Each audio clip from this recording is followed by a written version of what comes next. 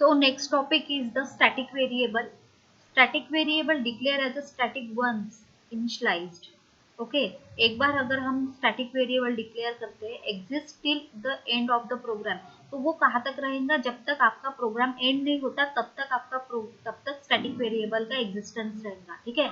If a static variable is declared inside a function, inside a function मतलब main function के अंदर, it remains into existence till the end of the program and not get destroyed as the function exists, as in auto.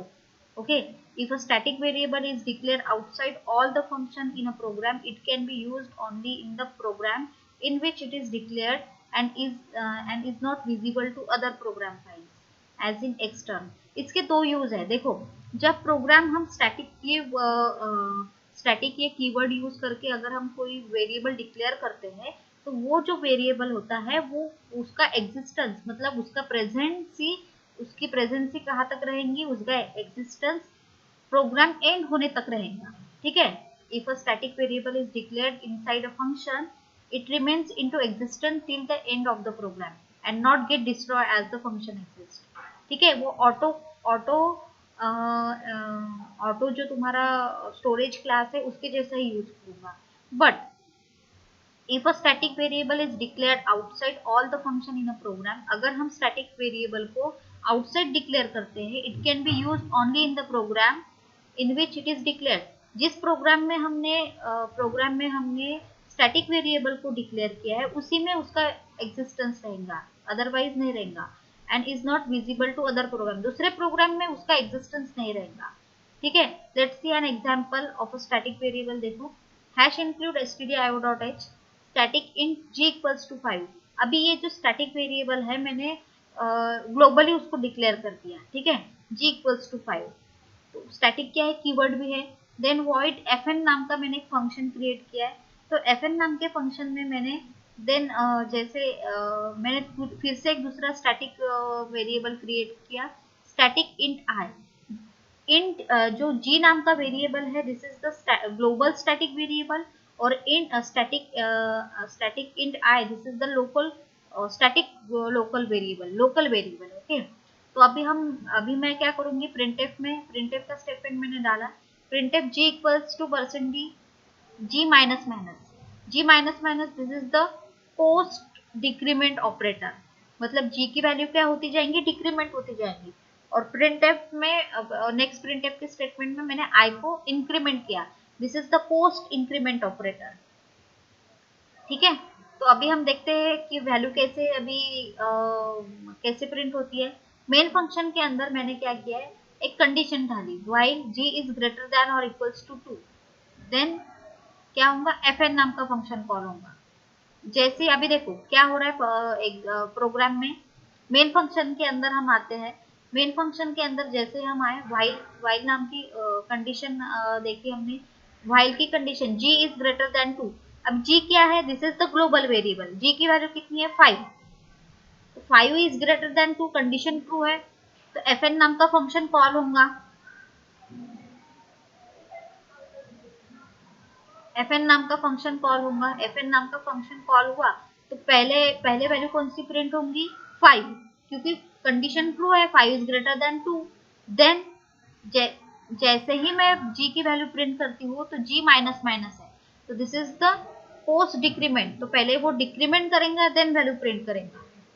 तो value decrement की करने के बाद उसको print किया, तो g की वैल्यू कितनी आई, पहले 5, फिर 4, फिर 3, फिर 2. कब तक, जब तक कंडीशन आपकी फॉल्स नहीं होती. जब वैल्यू g की वैल्यू जब 2 हो जाएंगी, 2 इज ग्रेटर देन और इक्वल्स टू 2, तो क्या हो रहा है, कंडीशन आपकी ट्रू हो रही है, क्योंकि ग्रेटर देन नहीं है बट इक्वल टू तो है. तो वो g की वैल्यू कहाँ तक प्रिंट करेंगे, 2 तक. ठीक है.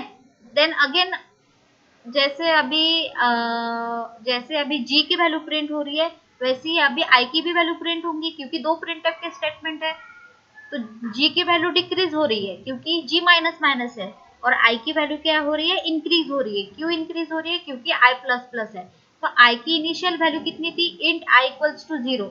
तो i की इनिशियल वैल्यू 0 होने की वजह से तो i की फर्स्ट वैल्यू कितनी प्रिंट होंगी, 0, देन 1, फिर 2. देन 3। ऐसे करते करते आई की वैल्यू कहाँ तक प्रिंट होंगी, जहां तक जी की वैल्यू रहेंगी। क्यों जी की वैल्यू रहेंगी, क्योंकि fn नाम का फंक्शन मेन फंक्शन के अंदर जब तक जी की कंडीशन व्हाइल में जी की कंडीशन एग्जीक्यूट होती रहेंगी तभी आपका fn नाम का फंक्शन जी के अकॉर्डिंगली कॉल होता रहेगा। So this is the output of the program and this is the static variable. आपको ये सब नोट डाउन करना है और प्रोग्राम और आउटपुट लिखना है, ठीक है।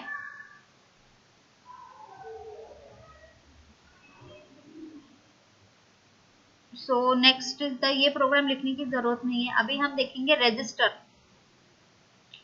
It tells the compiler that the variable will get stored in a register instead of memory RAM.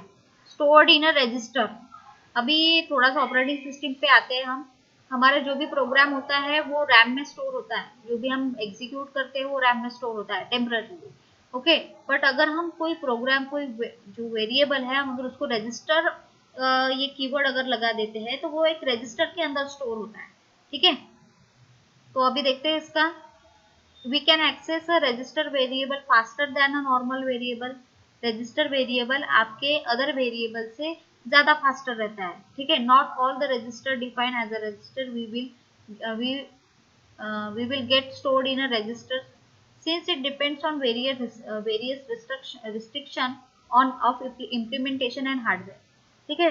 थोड़े से रिस्ट्रिक्शंस होते हैं इसमें रजिस्टर वेरिएबल में, क्योंकि जो आपकी वैल्यू है वेरिएबल की वो डायरेक्टली किसमें स्टोर होती है, एक रजिस्टर के अंदर, ठीक है। We can not access the address of such a variable since this do not have a memory location as which become clearly by following example.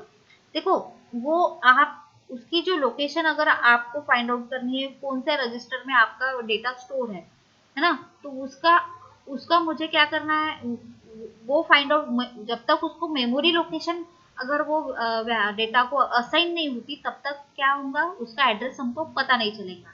तो देखते हैं प्रोग्राम में क्या होता है। Hash include stdio.h int main function के अंदर हम आए, मैंने एक वेरिएबल डिक्लेयर किया n, वो रजिस्टर ये कीवर्ड भी है, तो रजिस्टर मैंने कीवर्ड लगाया, then int n equals to 20, n की वैल्यू मैंने 20 कर दी।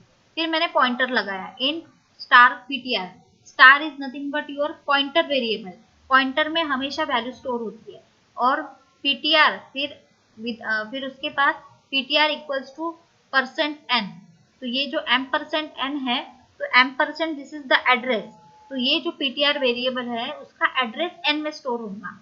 तो अभी हम एड्रेस ऑफ n की वैल्यू स्टोर करेंगे, तो %u this is the format specifier which is store the address. Pointer का एड्रेस अगर हमको फाइंड आउट करना है तो फॉर्मेट स्पेसिफायर कौन सा यूज करना पड़ेगा, %u।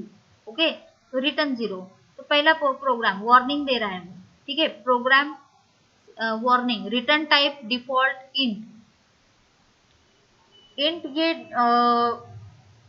ये जो डेटा टाइप है वो डिफॉल्ट होना चाहिए मेन फंक्शन के अंदर।